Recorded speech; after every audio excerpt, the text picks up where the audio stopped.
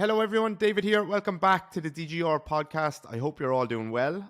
This is episode number 69. I have a great guest today. I'm joined by Jill Miller. Many of you probably know Jill, I imagine. She is a pretty big deal in the industry. She's been in the industry for about 30 years now, working in the worlds of yoga, massage, athletics, pain management. She's a fascia researcher. She's been in many big publications around the world. And we spoke a lot today about breathing. She has a new book out, and you'll hear us talk all about that. We spoke about breathing, the role of breathing in recovery and relaxation, and also relaxation-induced anxiety, which is something that I've seen, something that I've probably experienced, but not something that I've actually spoken about really too much with people, apart from maybe like some private clients, but not had a conversation about it, which is like some people struggle to relax. And actually, when we're trying to get them to relax, maybe things get a little bit worse. So that was a really interesting part of the conversation. We spoke about yoga and hypermobility, some of Jill's own issues there, and then her new book as well. So I obviously had to dive into like the logistics of how do you even get around to writing a book like that? How do you carve out the time in your busy life? Like, is it worth it to think about writing a book? All those things. So that was a really, really interesting part of the conversation. I really enjoyed it. Really appreciate Jill coming on. And I think you're really going to enjoy the episode as well. If you do, maybe give it a share, tag me and Jill. That would be absolutely great. And then, here's the episode. I hope you enjoy it. Thanks for joining me. How are you doing? Oh, I'm doing good. Thank you. I'm glad to be here with you. Yeah, I'm looking forward to the chat. First time using this Riverside podcasting thing, so hopefully it'll work out. But if not, we'll just have a good chat between me and you. Yeah. Do you want to give us a little bit of an intro? It can be as long or short as you like, really. I know lots of people will probably know who you are, but for, I suppose, the people that don't. Yeah, absolutely. I am technically, my letters are, I'm a yoga therapist, but really what I think what I am is a disruptor in the yoga space. And I know that word gets tremendously overused, but in 2001, I started to create my programming model called Yoga Tune-Up, and that's 22 years old now. And I think that the doors have been flown wide open on bringing functional movement into the yoga space. I brought self-massage into the yoga space using small, grippy, pliable balls. I ended up writing a book about that called The Role Model Method. And my second book just came out a few weeks ago. It's called Body by Breath. I'm also a contributor to a medical textbook called Fascia Function and Medical Applications. I have a chapter in there on self-myofascial release. So I have a deep interest in the mechanics of fascia. I have a very deep interest in the mechanics of the respiratory diaphragm and its global impact on all systems of the body. And those are kind of my sweet spots. I'm also a mom of two. I have a 6-year-old and a 9-year-old. They preoccupy all the other parts of my brain. So, don't ask me about politics or anything like that. No, I won't. Don't worry. One, I know nothing about politics, and two, I am not interested in talking about politics. Very good, very good. It doesn't lead anywhere good, I don't think. And also, you have a nice skeleton behind you. So that's this is osteo. Osteo. Yes. Well, osteo nuevo, because our original osteo disarticulated. It was a tragedy, but he has no connective tissue. Osteo nuevo is a slightly better model. He has, again, no connective tissue, but somehow his screws have not gotten loose yet. Mm-hmm. I have a few loose parts hanging around my little office as well. So yes, I've seen them on Instagram. I'm not as careful with some of my skeletal parts as I should be, both my ones and the ones I've purchased. So probably could be in better condition. But when you say disruptor, I suppose the reason that this podcast kind of came about in the first place is because I actually did a little post which was talking about some of the negative aspects maybe of associated that I would see with some parts of yoga. And you kind of said, because I was going to naturally just catch a little bit of heat, and you kind of said, go for it. I'm here with you. So can you explain how you see yourself as a disruptor and in what way? Oh, David, yeah, I've got your back, because the yoga police will come after you fast and furious. Although I don't know that really happened, because I don't think that's really your audience anyway. I took those hits for you. for years. And I live to tell the tale. Like, I've lived through it, and I'll still get those frustrated yoga professionals. But the space has changed so much, and it's changed so much because I think there's just more stretch science available now, and I think there's more understanding of body mechanics. At least that's how I see it, because there are a number of just notable educators out there really pushing an education agenda and not letting mythical anatomy or mystical anatomy be the thing that rules, quote unquote, alignment principles in the context of yoga classes and yoga asana. I mean, believe me, it's still growing at a rapid clip with yoga mysticism, or I would say oddly appropriated kinesiological cues that have been kind of smushed up into Sanskrit, that if you just keep parsing it out, you can't find any there. There's literally no anatomy left. You're like, what? That's just so couched in lexicon and lingo. So what I started to see, well, first of all, when I started to teach, oh my gosh, let me see if I can go backwards. My original introduction to yoga was through yoga videos when I was a tween living off the grid in Santa Fe, New Mexico. So I'm much older than you. I'm a completely different generation. I was born in 1972. And, when back in the day when we were doing yoga, there was no Lululemon, there were no yoga mats. We actually used the grippy stuff that they used to place underneath carpets so that carpets wouldn't slip. So, it was really a whole different industry, if you even call it an industry. Now it's a massive industry with lots of different commodities within it, education being one of those commodities. And so I originally learned yoga, or my first exposure to yoga was definitely in Santa Fe, probably in some kind of movement, hybrid children's class way back when, because there was a lot of hippies in Santa Fe. But I came to really learn practices from two sources. One was the Raquel Welch yoga video. Forgive me, everybody, but that was the first, oh my gosh, here is an hour and a half of straight yoga. And it actually happened to be Bikram's series. He sued her, by the way, and won, of course, because he's very litigious. But then I started to find other documents. So I found yoga books in the library. I subscribed to Yoga Journal at age 14, and I just became obsessed with yoga and what it did for my body, what it did for my mind, because I was a very sedentary child. I was a very overweight child, and I was a very stressed out child. Lots of divorces, lots of abrupt moves, and I started to find a home in my body through these practices. Fast forward, if I take this thread, there's many threads to my journey, but fast forward, I became that Gumby kid in the classes. I was that front row student that any teacher could contort in any way, and I could do any pose. I was elastic.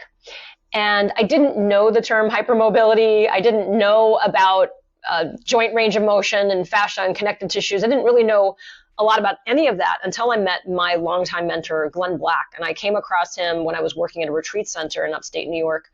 I found a way to avoid my parents during the summer, and I found instead this holistic studies retreat center that would allow college-age kids like myself come and do work study, work for free, and then in exchange get classes in holistic education.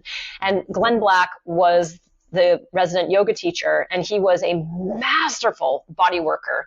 And he did body work from a lineage from Russia, this man Shmuel Tatz, who had a physical therapy practice, orthopedic physical therapy practice in Manhattan. And he called his work body tuning. And so Glenn really took me under his wing. I started to learn anatomy from him. I started to learn massage from him. And of course, I started to learn the wizardry of his approach to human movement. And he would pretty much call his classes human movement. He hated calling it yoga. So that was pretty good. That was a really wonderful, disruptive thing to do, because he already saw problems in yoga asana.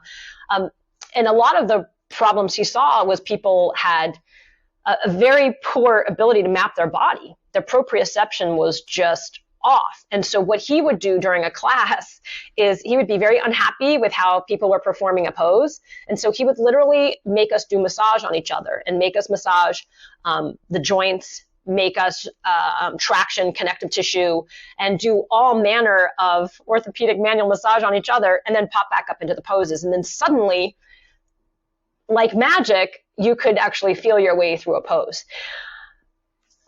So, decades go on, and there's no intention of being a yoga teacher, even though he's mentoring me. I have no idea what's happening.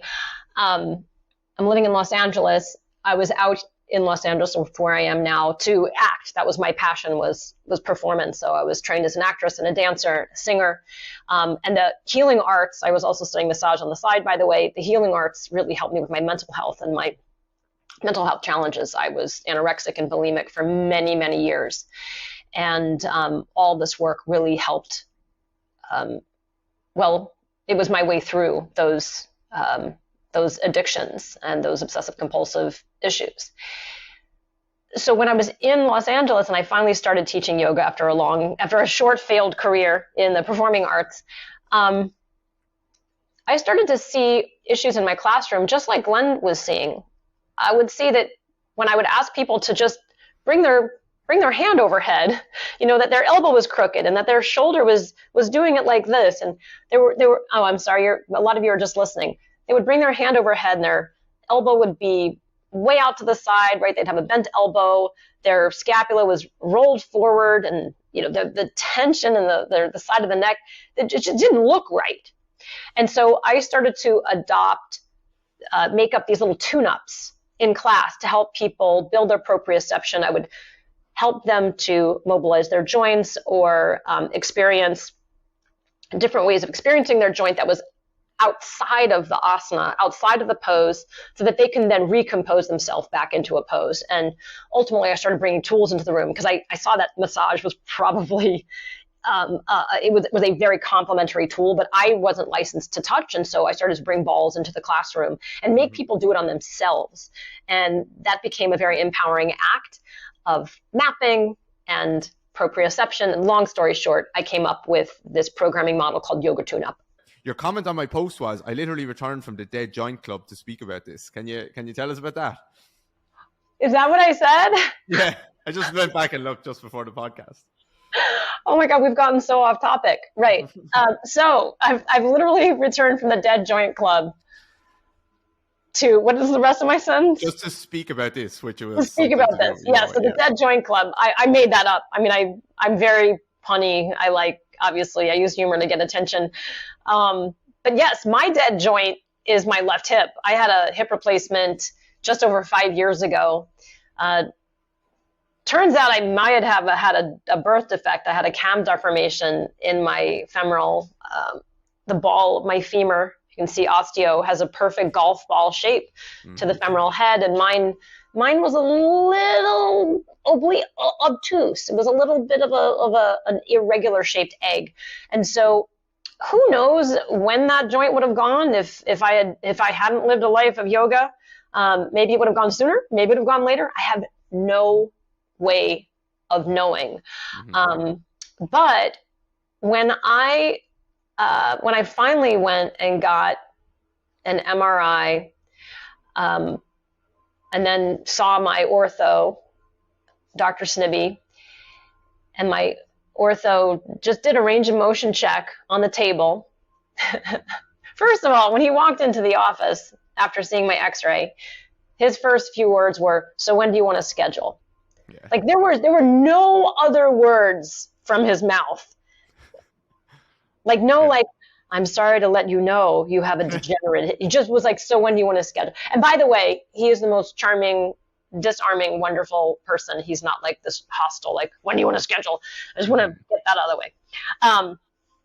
And then he puts me on the table and he does the classic, circumduction, hip range of motion test. And his next words to me were, "Oh, there's your pre-existing condition right there." And what he meant by that was the hypermobility. And it was just one of those, it felt good to have a doctor validate that for me. I mean, I already knew I was hypermobile, but it felt good to have an orthopedist say the truth that I knew was already true. So what yoga did for me until I really, I guess, started to study the human body and go into cadaver labs and start to study strength and conditioning, what yoga had done for me is it overstretched every joint of my body in a body that was already prone to being super flexy. And the long held isometrics, passive holds isometrically, they weren't doing me any favors, and they were really deadening, I think, a lot of my contractile ability and destabilizing ligaments all over the place. That's not going to be the case for all bodies. I mean, I think those of us who succeed in the yoga space often are ones who can look like the pictures in the book. But what we really should have done is we should have walked behind BKS Iyengar and walked behind Dharma Mitra and walked behind and watched their gait. Watched how they walked, had we been informed at the time of what healthy walking would look like. One of the comments that my wonderful physical therapist, Leffel McCurdy here in Los Angeles, made to me when she was helping me with my rehab, she said, well, you've just yogaed your way out of walking. And I like that. Yeah. And she's a dancer, I guess a recovered dancer. And, that was my training was dance and yoga. And it was just, I just overstretched my way out of a normal walking pattern. And that was a lot of what we worked on was, gait cycle. I started studying with Gary Ward after my hip and of anatomy and motion, and just started to consume. In fact, I made a program with my friend Katie Bowman called Walking Well, consuming all, and that's, I think, how I found my way to you, David, because your stuff is so excellent regarding, I think so. You don't have to think so, but I do. Thank you. How well do your feet move? You want to know how my feet move? Yeah. Like what specifically? You want to know my pattern? Just in general. No, not your pattern, but like just, when you start to find Gary's work and you were like, obviously you would have started to look at the feet a lot. So what did you discover then? Because obviously you found out that your hips were able to move in all these crazy ways, except maybe certain ways. But how did that manifest at your feet? Well, I got a lot of supination in my right foot as its preferred mode of being, and a lot of pronation in the left foot, and that really is me turning away from the left hip, but basically, yeah, a pretty straight up pattern. And so I'll still find that I'll lean right to avoid putting weight through the left. It's just years and years and years of reprogramming. It's just fascinating. Mm-hmm. Yeah, it's fascinating. I think that's always an interesting question for me, because I see a lot of not a lot, but a decent amount of hypermobile people. Let's say a lot of them obviously have come from yoga, and the thing in yoga is often like, okay, look how much range of motion I can move through. But my thing is like, in certain ways you can move, you can look like you can do the splits or a pancake or all these movements and some of these poses, but let's look at your feet and we see like almost no movement through your midfoot whatsoever. We see parts of your spine that you struggle to move. So I try to change people's perspective, and whether it's right or wrong, I don't know, but change people's perspectives away from like, it's not about how pretty like the end picture looks. It's about the transition between all of these movements, how well you can move all of these joints, not how much you can move certain joints through range of motion. So I think it's always interesting to look at hypermobile people's feet. It's really interesting to see, and a lot of the time because people will tell you I am hypermobile full stop, but actually you maybe have no mobility through certain areas. So that's an interesting one. Oh, sure. Yeah. I have this move called the 3 twins. So I teach a lot of rolling for the feet. I mean, I love doing all sorts of manipulations with the feet. Mm-hmm. I have an exercise called the 3 twins where you put a yoga tune-up ball, which is the smallest ball that we have. And and put it just in front of the phalanges of digits 2, 3, and 4. And the big toe and the pinky toe stay on the ground. And you get this incredible stretch across these poor neglected, they're so neglected. That's one of the 3 twins. So they're sharing a common flexor along with the pinky, but it's just fun to isolate them like this. And then also just to work on stretching the interosseal space between those 3 long bones, right? Between the 2, 3, and 4 metatarsals. Yeah. You get a nice stretch across the transverse arch. Across the transverse arch. And for me, that's where my biggest stiffness is on the right foot because of pivoting out, or turning away from the left. Mm-hmm. So, but then we'll do also exercises where we'll flex into the ball because the rubber has enough stiffness. So your 3 middle toes will try to contract in like a falcon and then extend up. And so lots of different proprioceptive and also motor control exercises there. Mm-hmm. But I mean, I've got exercises for every little part of the foot because I've had to do it. Number one, as a former dancer, the foot is everything. And let me qualify that. Not a ballet dancer. I'm not a dancer in shoes. I'm a modern dancer. I'm one of the weird people. Actually, it's now called contemporary, but when I was training, it was called modern, and much better back then. much less dangerous, in my opinion. It was much less contorty. Now it's like, God, it's amazing. I love watching it, but I'm like, oh my God, ticking time bombs. Okay. Everything was better back then, regardless of what you're talking about. Just better back then. Except I was totally overstretched and deconditioned. So there's that. Because there wasn't enough exercise science coming into the dance space. Yeah. We were just stretching, and then jump. Good luck with that. Yeah. It's 2 completely different ends of the spectrum. Without that strengthening part in between can be a little bit tricky. It definitely can. How's your new book going? Is it? Thank you for sending it to me. How's the sales going? Let me see if I can lift it. It's so heavy, David. So this is the text. Yeah. You see my head and see how big this book is? It's huge. So it is a 4.3 pound. I don't know how many kilos that is, but it's a lot. 480 pages. We sent you a digital copy, and I know that overseas shipping is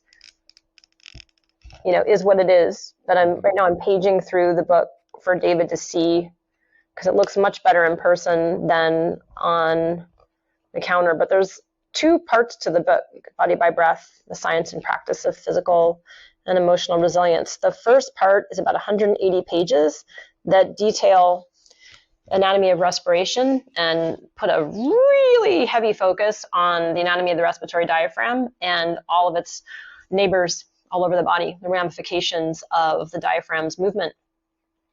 There's a chapter on the vagus nerve, and I take a deep dive into a modern model of the vagus nerve under Dr. Stephen Porges's point of view called polyvagal theory. This really helps us to address some of the deep emotional things that arise when you go into parasympathetic states. And by the way, the book really is a recovery book.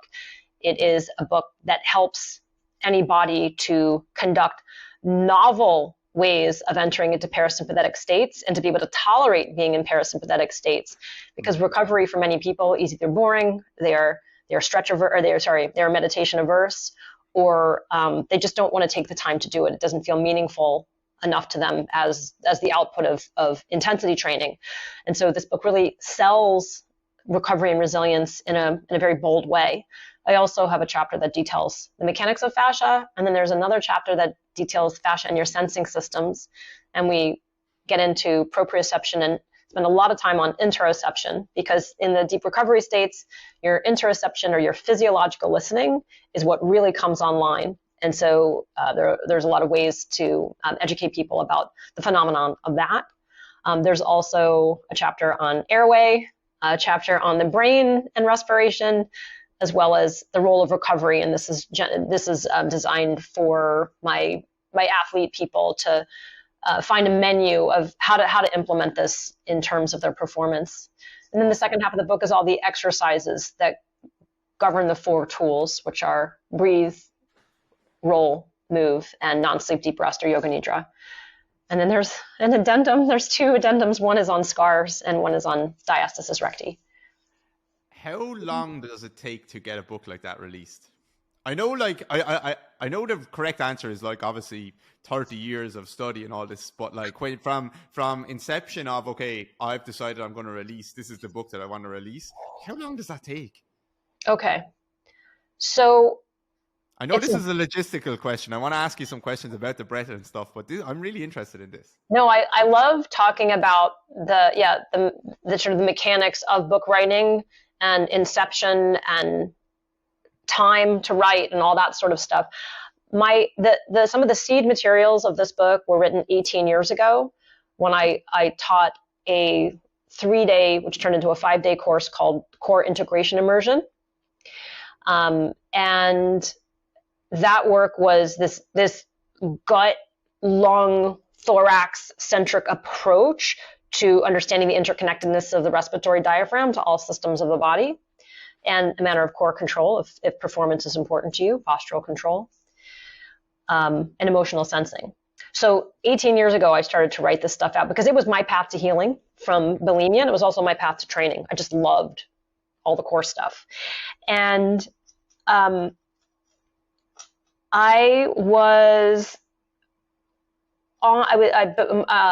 got to be really good friends with a physical therapist here in the US called Kelly Starrett, who had created something called Mobility WOD.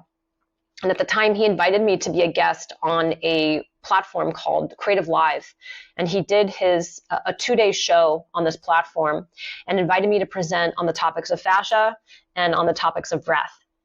And so I did like 2 one-hour workshops within this 2-day event, and it was amazing. It was aired live. And then the next day I got an email in my inbox from a publishing company, Kelly's publishing company. He was writing Becoming a Supple Leopard, and those same publishers reached out to me and said, we would like to publish your book. And I wrote back, I don't have a book. And they wrote back, write one and we'll publish it. So let me just say to all of you hoping to write a book out there, that doesn't happen. Yeah. That is not a 1 in a million. That's like a 1 in a billion opportunity for this notable publishing company to like hand you this golden egg and say, we think you have something to say and we'd like you to say it with us. And so I had to give some deep thought as to what I wanted to write, because what I wanted to write was body by breath. Yeah. I wanted to write my approach to breath and core.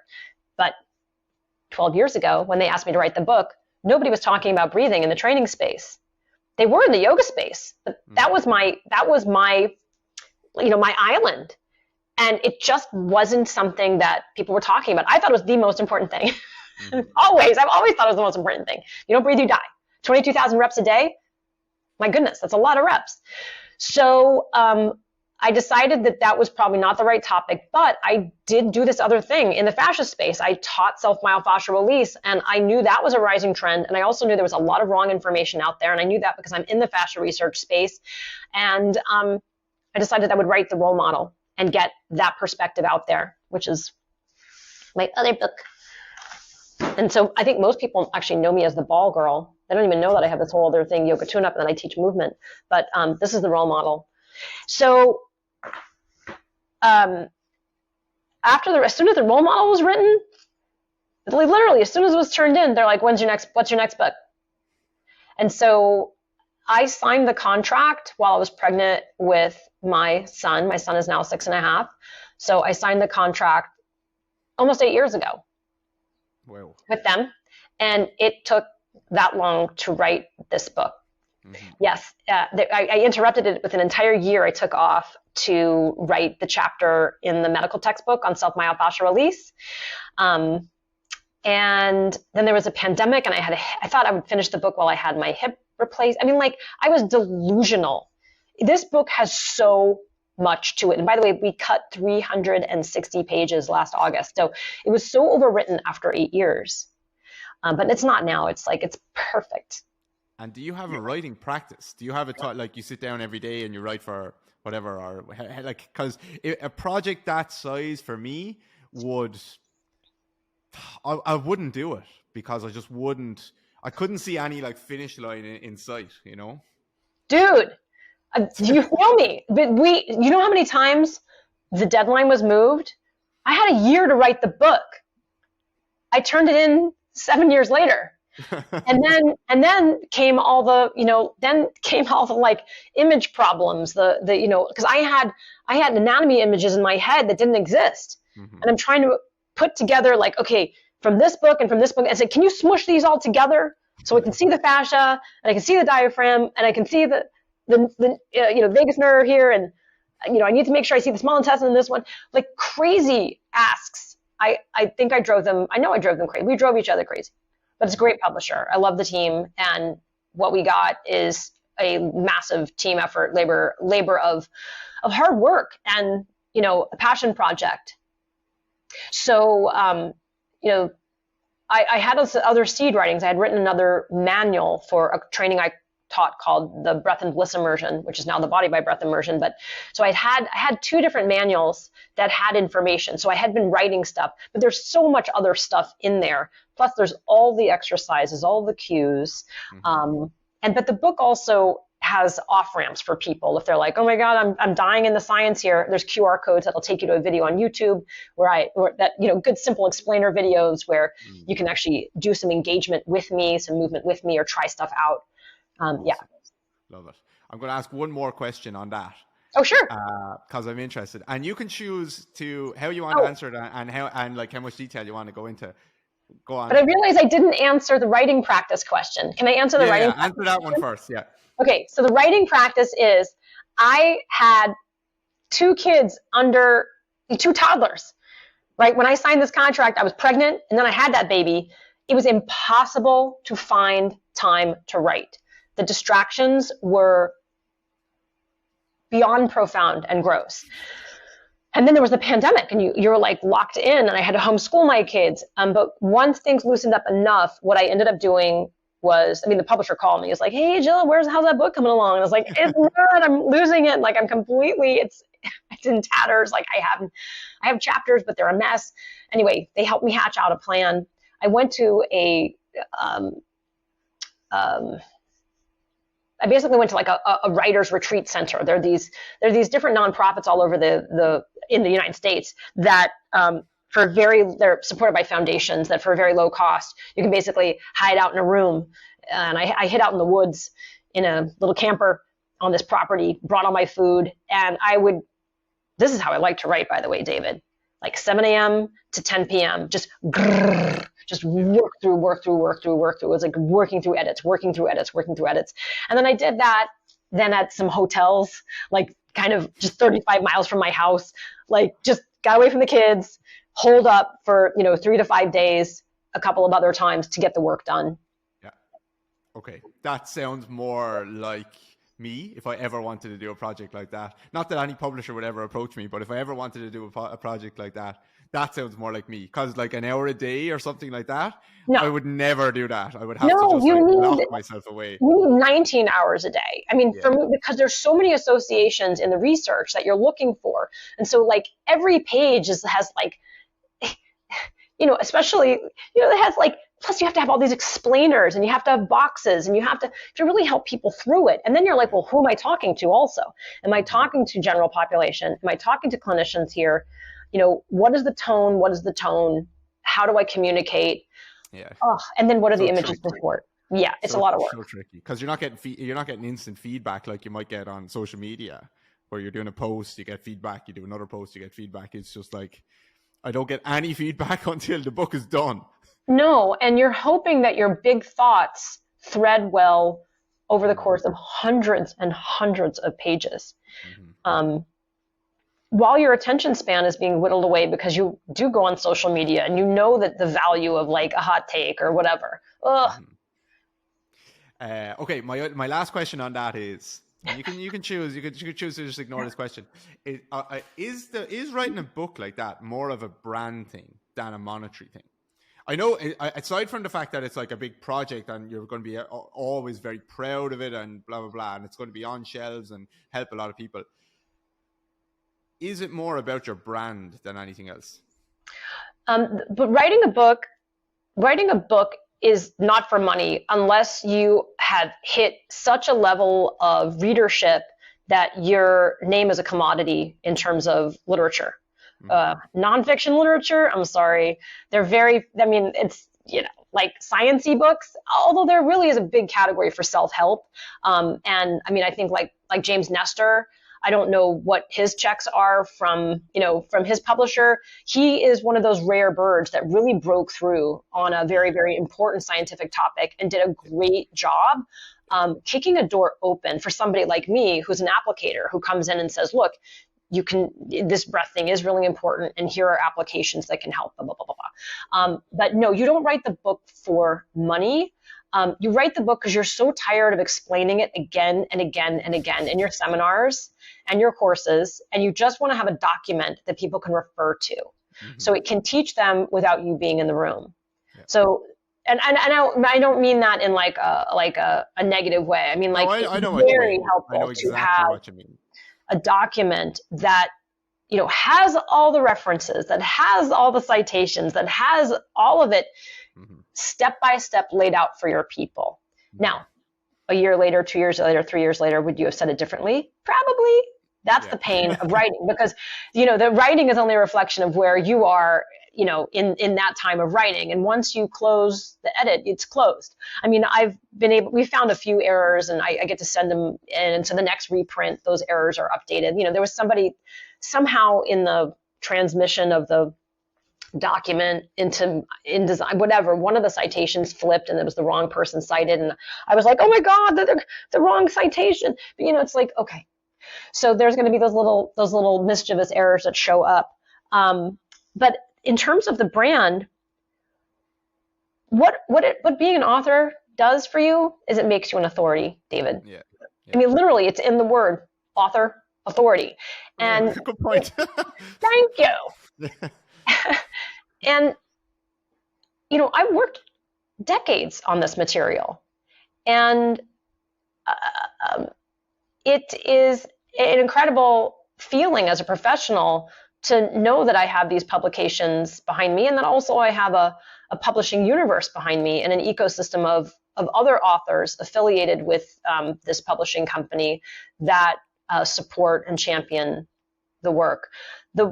So in terms of the brand, oh my goodness, it's so helpful for the brand to have an author at its helm, right? Because part of my job, my job is a creator. I just look at myself as an artist and a creator, not as a salesperson. But obviously, in explaining my work, it sells itself, hopefully. But really, it sells itself best when I have people on the ground doing the work, experiencing deep embodiment and radical change in all these systems of their body. But they're doing that themselves. I'm just, cueing them, and maybe they're using my tools, maybe they're using somebody else's tools.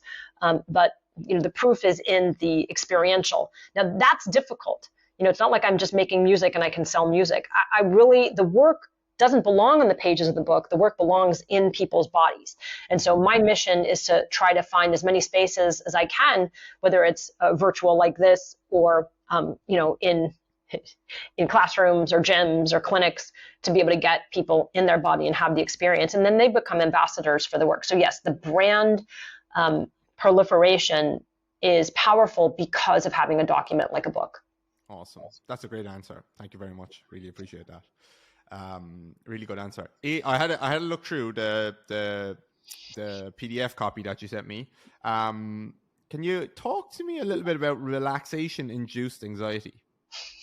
Yes. It's not something that's spoken about much. No, really because it's not in the DSM. So this is not a pathology, right? It's not a diagnostic, a recognized diagnosis. It's a phenomenon that seems to have a large prevalence in bodies. So there's some estimates it's between 17 and 53% of bodies experience this relaxation-induced anxiety. Now, what is relaxation-induced anxiety? Relaxation-induced anxiety is the phenomenon of when a body enters stillness or when a body tries to calm down, they experience a rush of unpleasant side effects that came about because of the stillness. What are these side effects? Racing heart, racing thoughts. That should sound familiar to anybody who's ever tried to meditate, right? Pain. And then the other category is muscle contractions unwanted muscle contractions, or rushes through the nerves of the body, rushes down the median nerve, rushes down the sciatic nerve that feel like you've got gerbils just running up and down and up and down and up and down. And I had read about this phenomenon in my early 20s when I was reading a anatomy textbook that was from the yoga space. So it was, I think, Yoga Anatomy. It was a great book. David Coulter wrote this book. And he was talking about Shavasana. So Shavasana is the corpse pose, or it's the stillness meditation supine stillness meditation that bodies do typically after every yoga class. So this is really kind of a standard relaxation dessert that yoga people come to rely on, is I get to lay on my back and just chill at the end of a class. And one of the things he mentioned is that there would be a certain number of people that it is intolerable for them to lay still, and that the stillness actually arouses relaxation-induced anxiety. That was the first time I came across this term, and I think the book was written in 1991 or 92. But it stuck in my brain because I was like, yeah, sometimes when I'm teaching, I see people fidget a lot, or that they're unable to close their eyes. That would have been me, definitely, in the past. Definitely would have been me in the past. And so, the yoga police would be like, just be still. Mm-hmm. Can't you just be still? Well, no, the body is having this involuntary response. They're not trying to not be still. They're trying to be still, and their body is betraying them here.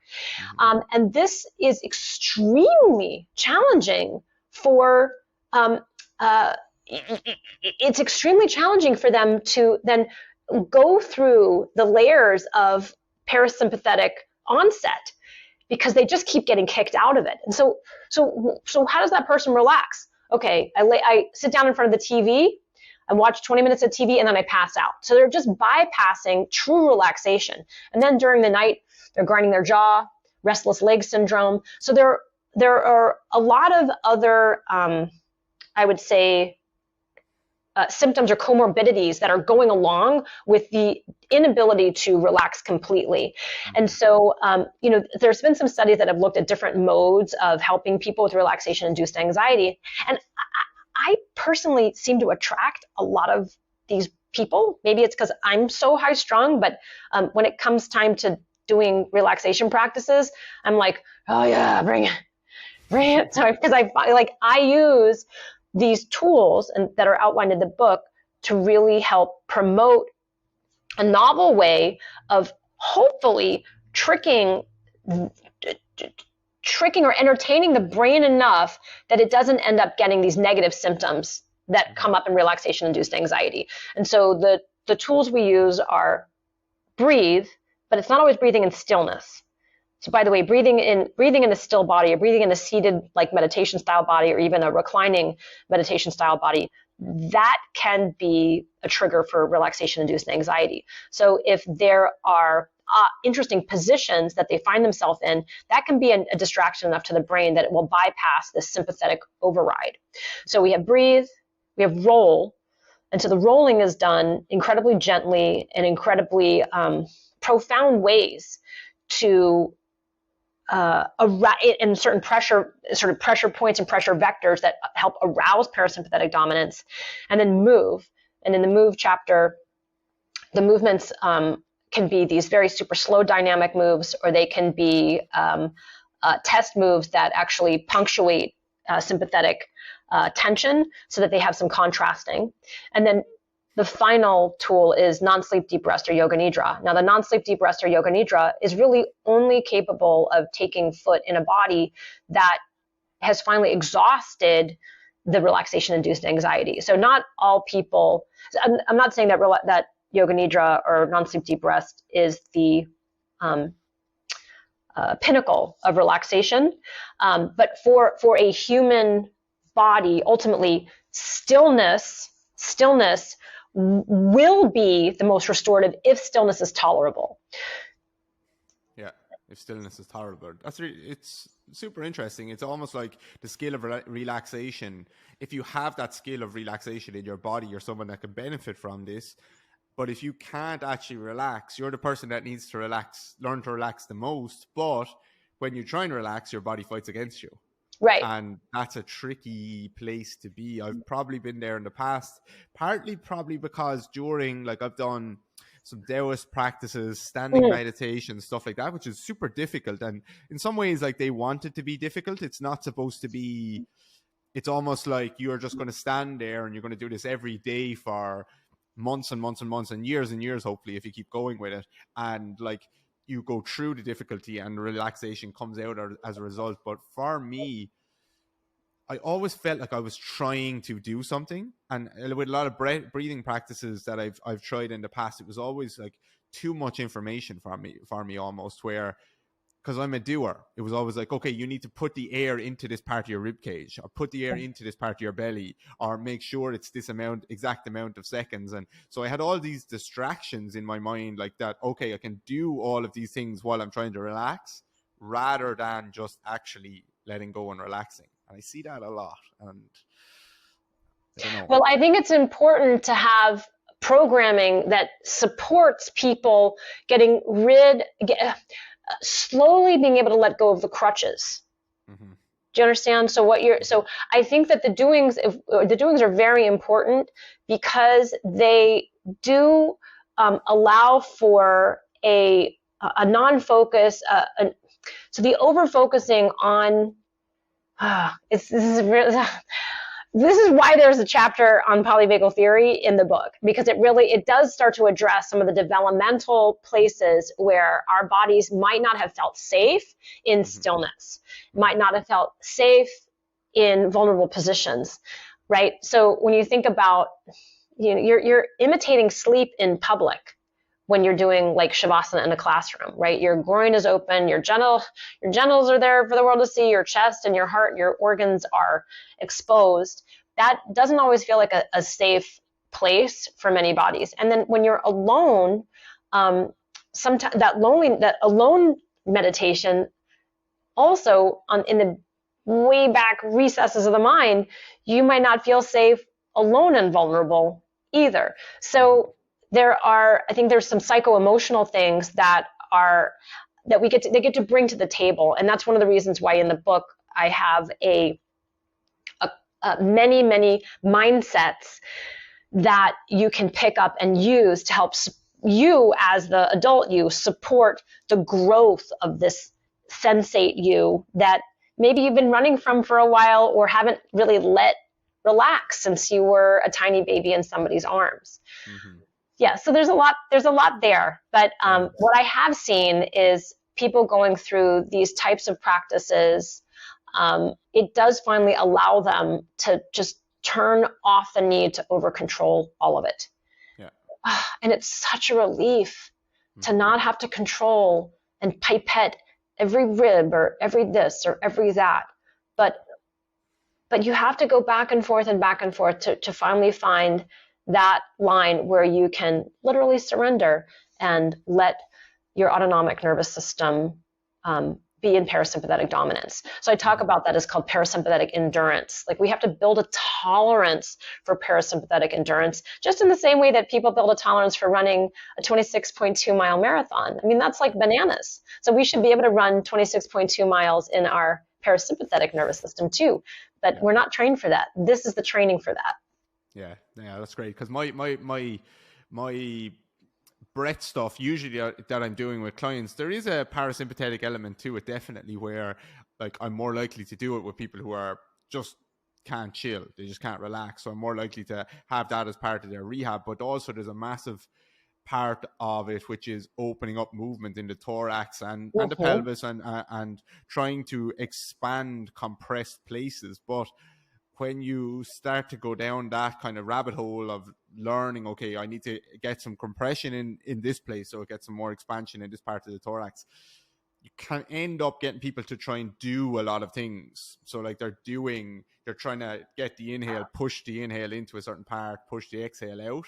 And I went probably too far down that direction for a while and sacrificed some of the relaxation aspects of it. And now I'm trying to bring back in more like, okay, if we actually just chill and have a good breath cycle. And of course, there can be a certain amount of like, do these certain tasks while you're doing it, but not too many.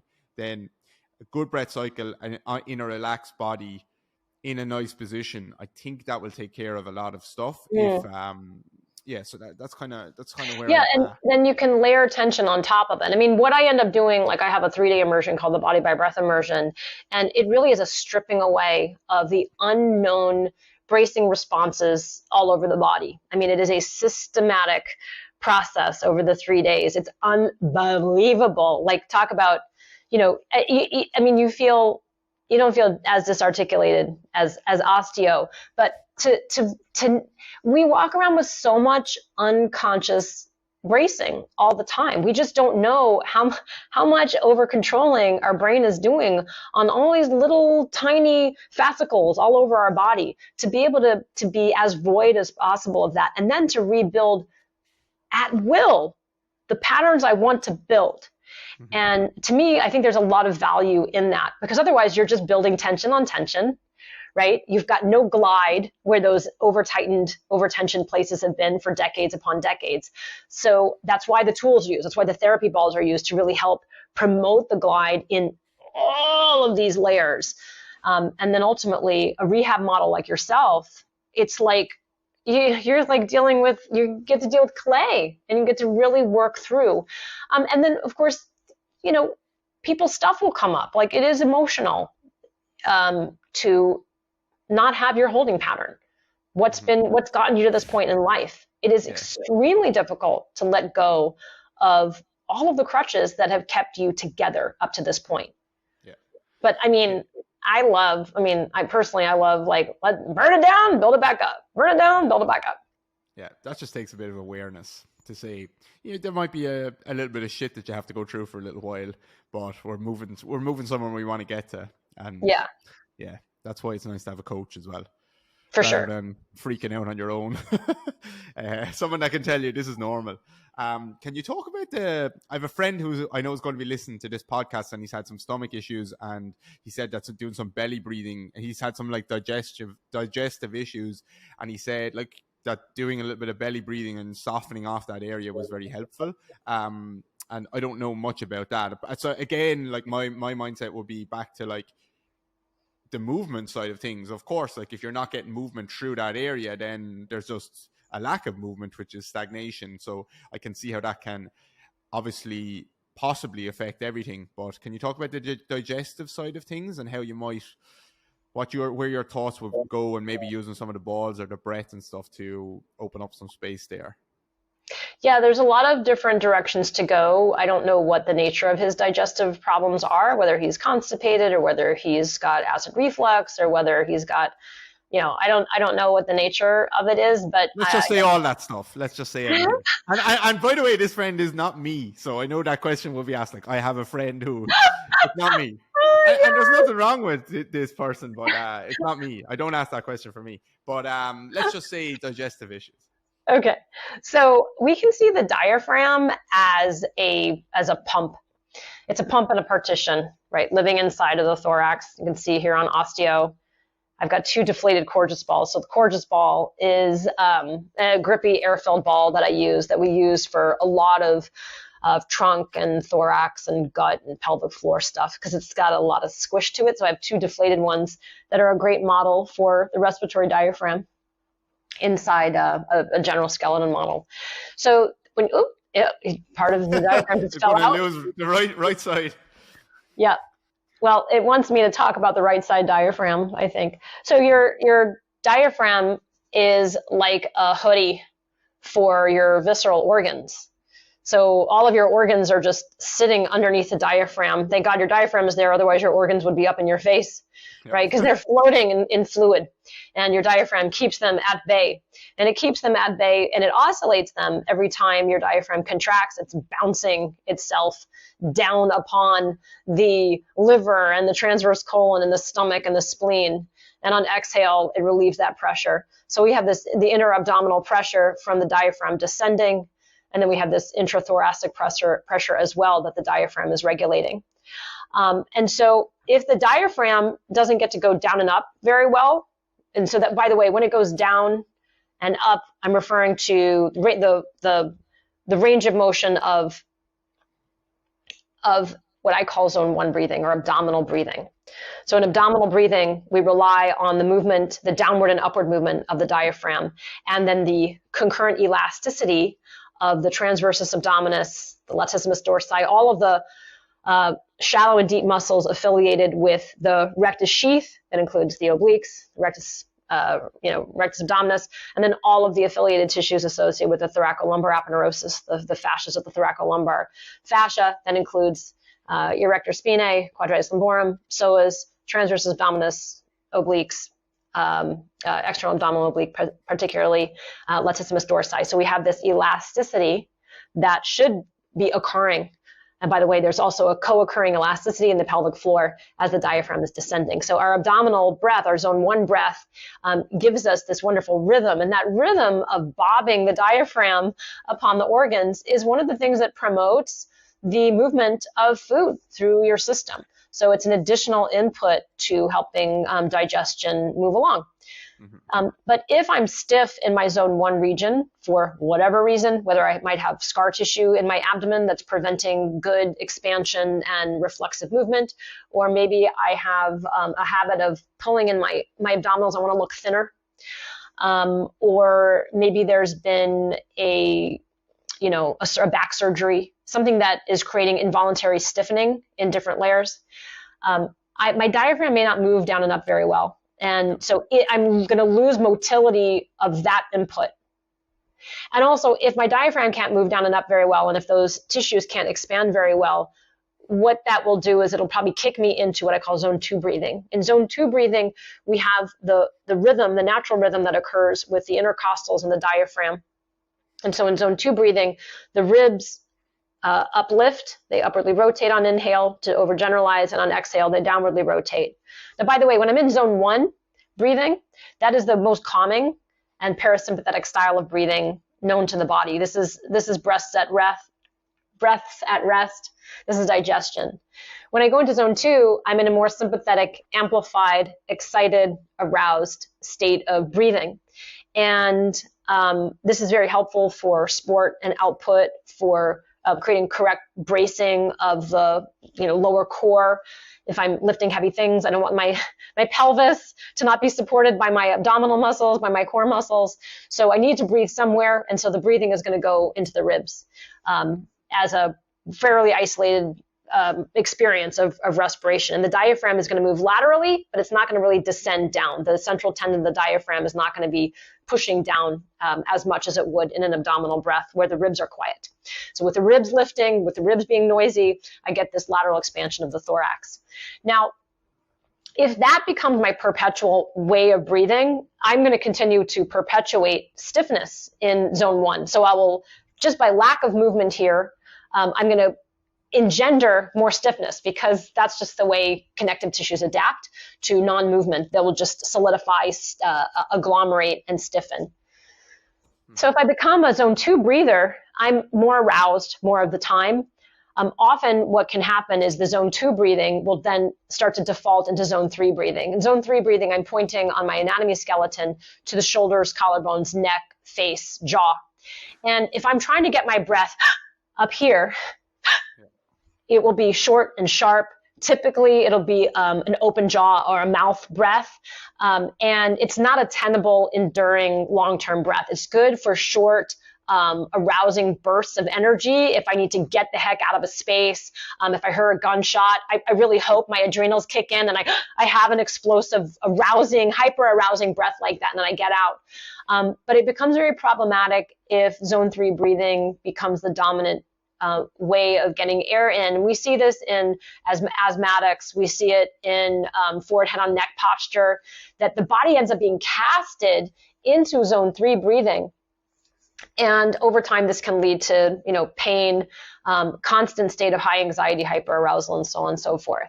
So all this to say, for your friend, when your friend does abdominal breathing, he's entering into a more rest digest reflective state of being, a more interoceptive, arousing state of being.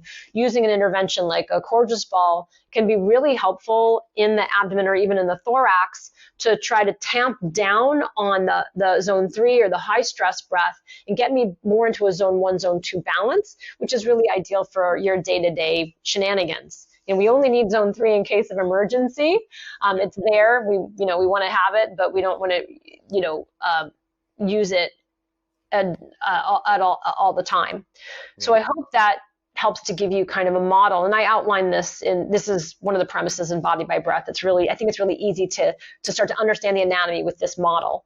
Mm-hmm. No, that's a great answer. And I think what you said at the end, like that balance between zone 1 and zone 2 is really important because I don't know if you know Postural Restoration Institute. They're big on probably like zone 2, which is the ATP expansion in the thorax laterally as well.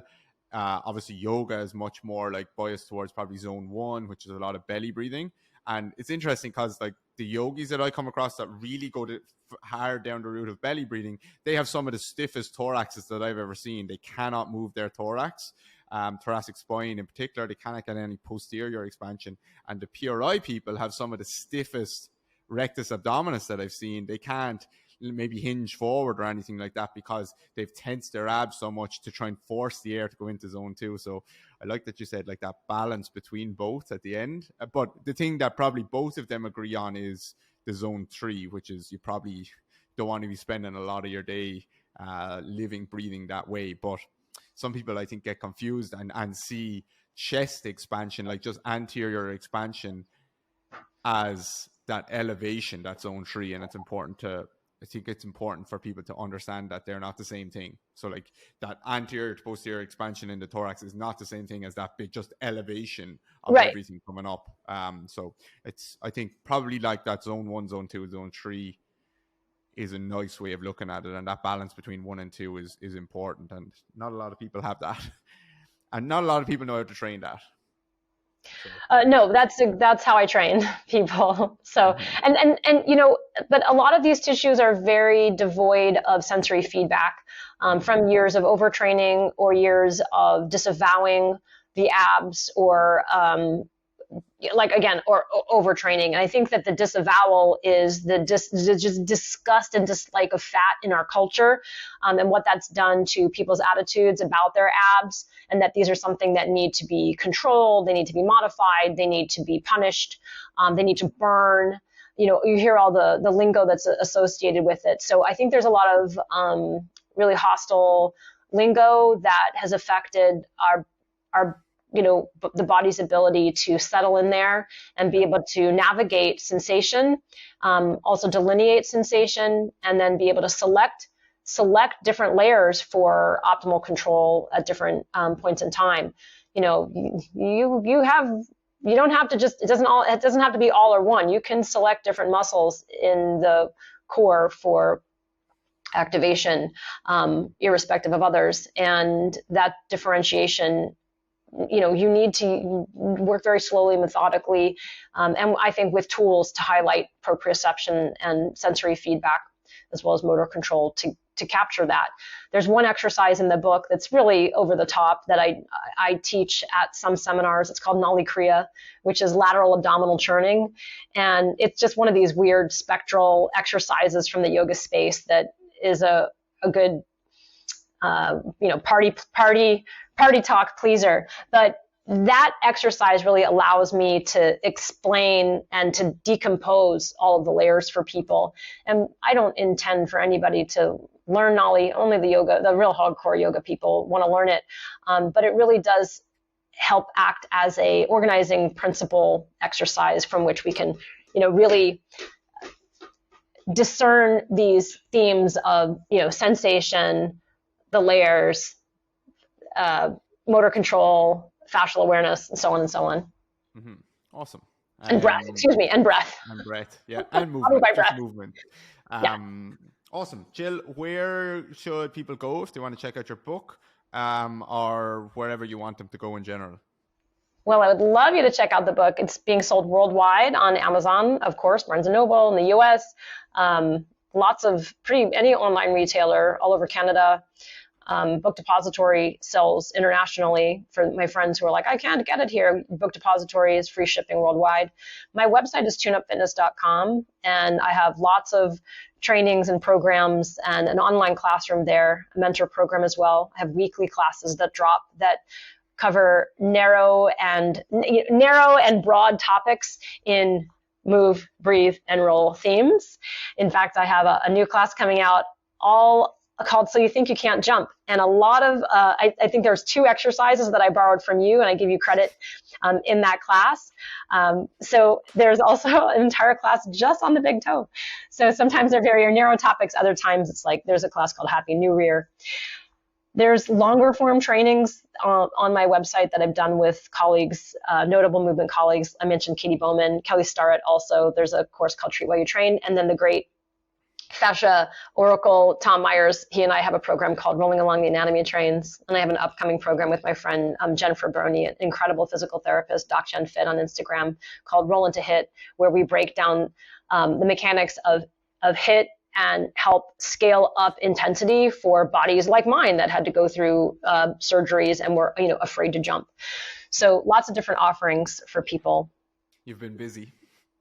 Oh, there's so much. And then there's teachers all over the world. So you can go to our website and put in your zip code and look for a local teacher. We have about 500 role model method practitioners and yoga tune-up teachers worldwide. Awesome. Thank you so much for coming on. I really appreciate the chat. I learned loads, and I hope I'm looking forward to getting my hard copy of the book, and I hope it does well. I have no doubt that it will. And yeah, thanks again.